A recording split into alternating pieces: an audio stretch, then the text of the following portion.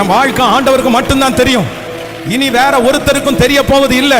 அவர் உங்களை விசாரிக்கிறவர் ஆனபடினால் உங்கள் கவலைகளை அவர் மேல். எனக்கு தெரியும் இந்த சத்தத்தை கேட்கிற நிறைய பிள்ளைங்க, நீ ஃபெயிலியர் ஆயிட்ட. எதுல தெரியுமா?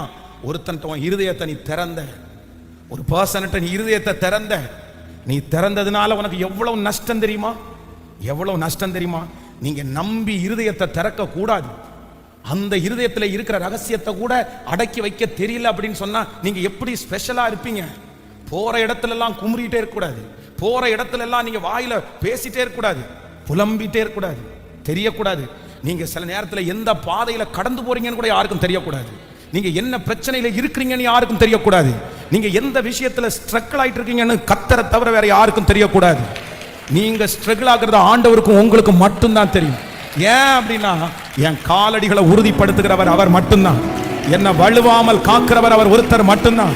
என்னை நேர்த்தியாய் நடத்துகிறவர் அவர் மட்டும்தான். எனக்காக ரத்தம் சிந்தி இருக்கிறவர் அவர் ஒருத்தர் மட்டும்தான். என்ன அவர் ஒருத்தரால மட்டும்தான் மீட்டெடுக்க முடியும். வேற ஒருத்தரால என்ன மீட்டெடுக்க முடியாது. ஹல்லேலூயா.